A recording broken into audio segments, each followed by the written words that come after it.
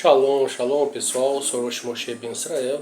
Hoje nós vamos falar a respeito de mais uma parashá, mais uma porção semanal. São 54 porções. Estamos em um novo ciclo anual de estudos das parashiot, das porções. E hoje nós vamos falar da segunda parashá, segunda porção, que é a porção Noé. Está escrito em Bereshit, Gênesis capítulo 6, do verso 9 ao capítulo 11, verso 32. Nessa parashá teremos uma visão geral do contexto dos episódios que vão de Noé até a Torre de Babel, com alguns detalhes dentro da mesma, acrescidas de Midrash e palavras dos sábios. Esta parashá, assim como as demais, possui riquíssimas informações acerca dos períodos pré- e pós-diluvianos, com uma nova geração, novo mundo, o Arco da Aliança, a Torre de Babel, a existência de vários idiomas e uma breve introdução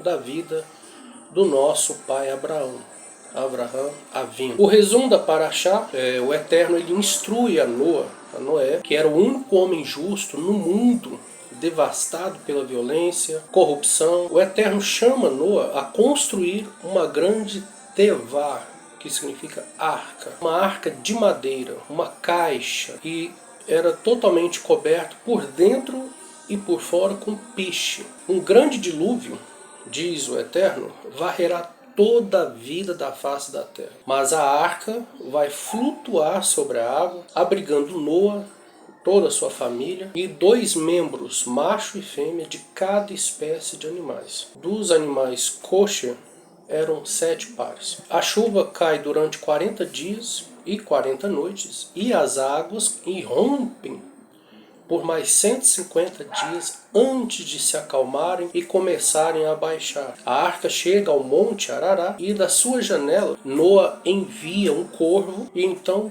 pombas, para verem se as águas baixaram da face da terra. Quando o solo seca completamente, exatamente um ano solar de 365 dias após o início do dilúvio, então Deus ordena a Noé sair da arca e repovoar toda a terra. Noé constrói um altar, oferece sacrifícios ao Eterno. O Eterno promete nunca mais destruir toda a humanidade por causa de seus atos, e coloca o Arco da Aliança. Alguns chamam de arco-íris, mas na verdade é o Arco da Aliança, como uma testemunha de seu novo pacto com o homem. O Eterno também ordena Noé sobre a santidade da vida. O assassinato é considerado uma ofensa capital, e embora o homem tenha permissão de comer carne, é proibido de comer a carne de um animal vivo e também de ingerir sangue. Logo depois, Noé ele planta uma vinha, bebeu vinho, embriagou-se, tirou suas roupas. 2 dos filhos de Noé, Shem e Jafé, são abençoados por cobrirem a nudez do seu pai, enquanto seu terceiro filho, Cã, é punido por tirar vantagem de sua degradação. Os descendentes de Noé permanecem como um único povo, com um só idioma e cultura por 10 gerações. Então eles desafiam o Criador construindo uma grande torre para simbolizar a sua própria invencibilidade. Deus então confunde toda a sua linguagem para que um não compreenda a língua do outro, fazendo com que abandonem seu projeto e se dispersem pela face da terra, separando-se em 70 nações. A parashá Noé conclui com uma cronologia das 10 gerações de Noé até Abraham. Mais tarde, Abraham se torna Abraham. E a jornada de Abraham, do local de seu nascimento, Ur dos caldeus, para Harã, a caminho da terra de Canaã. Vamos ter agora uma visão geral da parashá Noé. Um justo em sua época, durante as 10 gerações que se seguiram, a Adão e Rava, a terra foi povoada.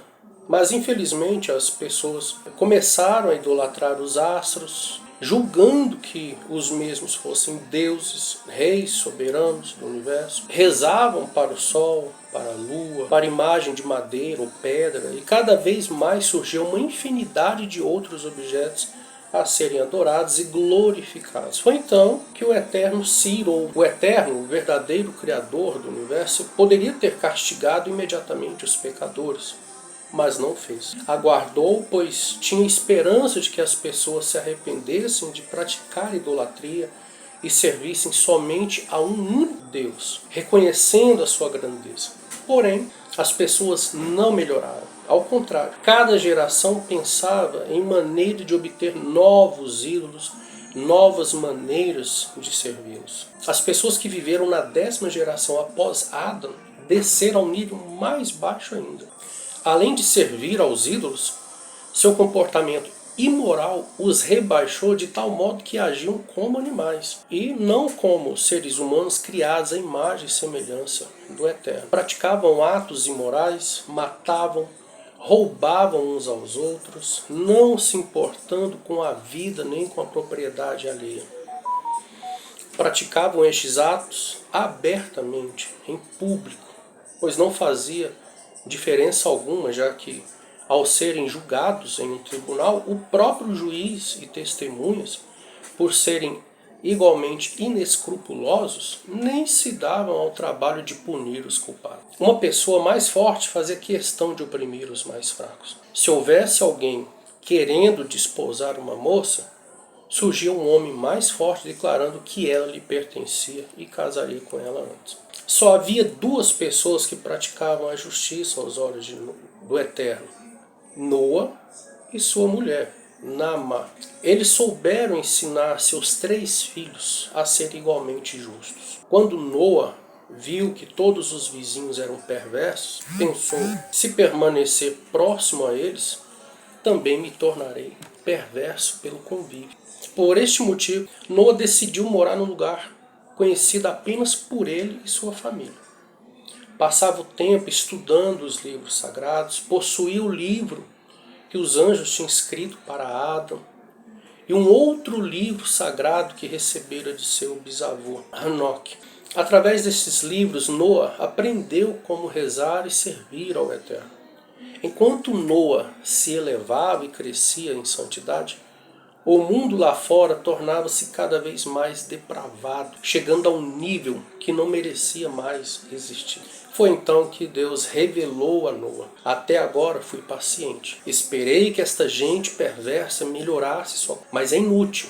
Estão sempre pensando em cometer atos piores. Mesmo à noite, enquanto estão deitados em suas camas, fazem novos planos para praticar maldades no dia seguinte. Portanto, vou destruí-los com os animais, pássaros, árvores, a relva e até mesmo o solo. Mas você, Noa, e sua família serão poupados. Vou contar uma parábola para vocês. A chave para a parábola é o tema. Quando Deus criou o mundo, encheu com água. A água não podia louvá-lo com palavras, mas fazia rolar suas ondas cuidadosamente em alto e bom som, proclamando: como Deus é poderoso. Deus então disse: se até a água canta meus louvores, imagine o que farão os seres humanos que podem pensar e falar. Então o Criador removeu a água para os oceanos. Na terra seca, criou os seres humanos dotados de inteligência. Porém, ao invés de louvar a Deus, revoltaram-se contra ele, cometendo pecados. Ao invés de usar o cérebro e o poder da fala para objetivos positivos, tramavam atos maus, difamaram, insultaram e injustiçaram-se uns aos outros. Todas as gerações depois de Adão foram igualmente perversas. Deus observou seus atos, tornaram-se cada vez piores e disse: vou livrar-me desta gente e trazer de volta a água que estava na terra no início da criação. A água não pode pensar e nem falar, mas louva-me, enquanto que as pessoas me enfurecem com seus atos vis.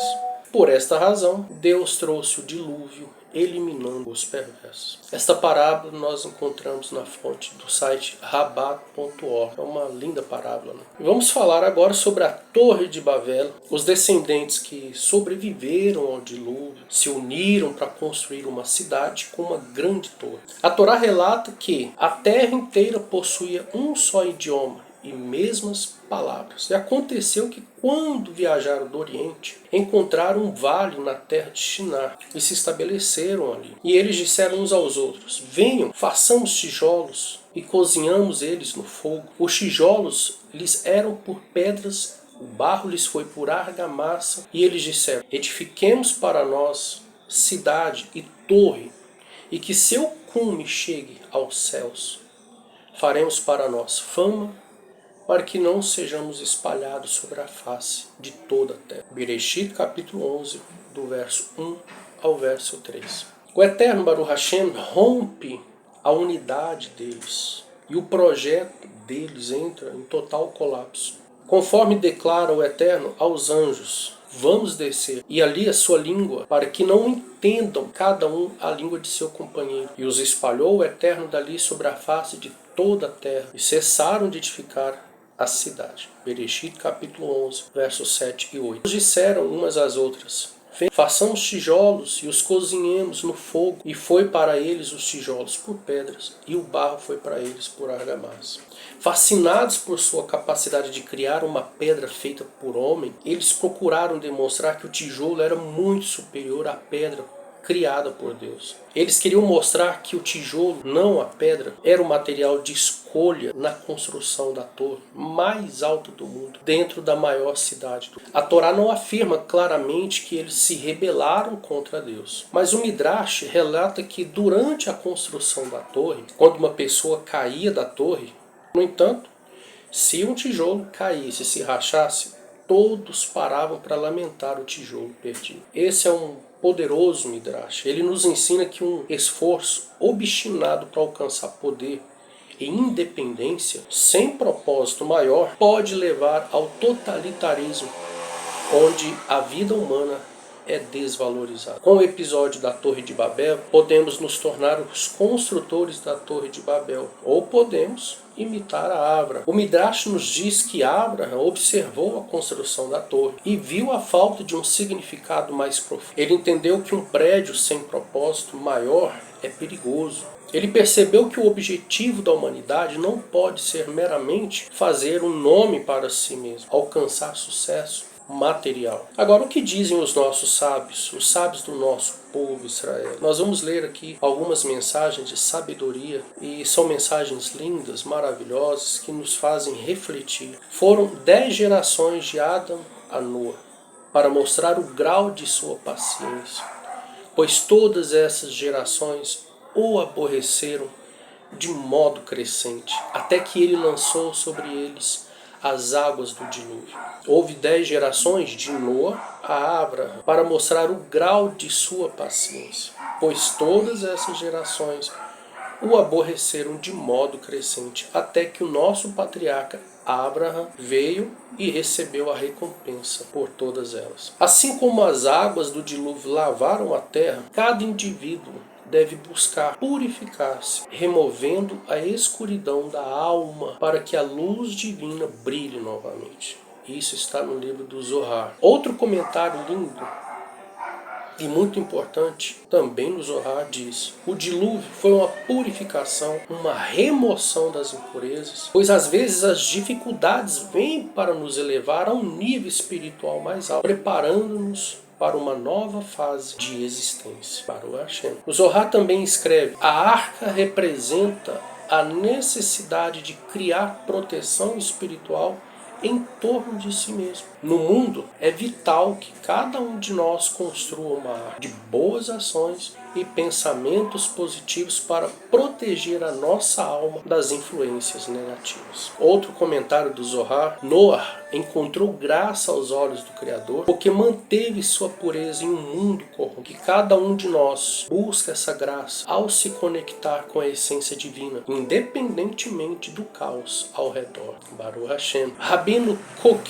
diz: Noé nos ensina que, mesmo em um mundo confuso e imoral, a força para criar algo sagrado e duradouro está dentro de nós. O essencial é agir com retidão, mesmo que as circunstâncias pareçam desfavoráveis. E também tem um comentário do Arizal. O dilúvio de Noé é comparável ao processo de purificação da alma, onde as águas, como emoções turbulentas, limpam e purificam, permitindo um recomeço em busca de retidão. Baruch Hashem. O Rebbe de Lubavitch escreveu dizendo: a história de Noé é uma metáfora para a verdadeira proteção em tempos de caos. É viver com propósito e construir algo que reflita o que há de mais puro em nós. Baruch Hashem. Para concluirmos essa paraxá, ele era um homem justo em sua geração, teve o testemunho do próprio Eterno pela sua vida de retidão e obediência, não permitindo ser influenciado por aquela sociedade. Em Ezequiel capítulo 14, verso 14, o Eterno diz: ainda que estivesse no meio dela estes 3 homens, Daniel e Jó, eles pela sua justiça livrariam apenas as suas almas, diz o episódio da história de Noé e sua família marcou todas as gerações e serve como espelho para o período que antecede a vinda do nosso Mashiach Yeshua, o qual também ensinou acerca do tema desta paraxá. Yeshua disse, está escrito em Mateus, capítulo 24, versos 37 ao 39. E como foi nos dias de Noé, assim será também a vinda do Filho do Homem. Porque assim como nos dias anteriores ao dilúvio, comiam, bebiam, casavam e davam-se em casamento até o dia em que Noé entrou na arca, e não perceberam até que veio o dilúvio e os levou a todos. Assim será também a vinda do Filho do Homem. Kefas, Pedro, ele escreveu uma carta dizendo: e não perdoou ao mundo antigo, mas guardou a Noé, também a sua família, a 8ª pessoa, o pregoeiro da justiça, ao trazer o dilúvio sobre o mundo dos ímpios. 2 Pedro, capítulo 2, verso 5. Hebreus, capítulo 11, no verso 7, diz: pela fé, Noé, divinamente avisado das coisas que ainda não se viam, para a salvação de sua família, preparou a arca, pela qual condenou o mundo, e foi feito herdeiro da justiça, que é segundo Hebreus, capítulo 11, verso 7. E, para finalizar com uma frase, uma mensagem do Baal Shem Tov: assim como Noé construiu uma arca para proteger-se das águas do dilúvio, cada pessoa deve construir sua própria arca espiritual, afastando-se das influências negativas e concentrando-se em seus valores e missão. Poderíamos aqui citar partes mais detalhadas dessa paraxá, mas em outra ocasião, em um momento oportuno, nós traremos mais profundidade, mais apontamentos, o que representou cada parte dessa paraxá, o arco da aliança, o dilúvio, a arca de Noé propriamente dito, os animais kosher, não kosher, também os filhos de Noé, a esposa de Noé, as noras de Noé. Existe todo um simbolismo, todo um apontamento profético. A Torre de Babel, Nirod, toda aquela situação, ela continua existente nos nossos dias e também que antecederá a vinda do nosso Mashiach. No momento mais oportuno, em outro momento, nós iremos tratar sobre isso. Que o Eterno ilumine nossas mentes com a sua Torá. Baruch Hashem, Shalom e até a próxima.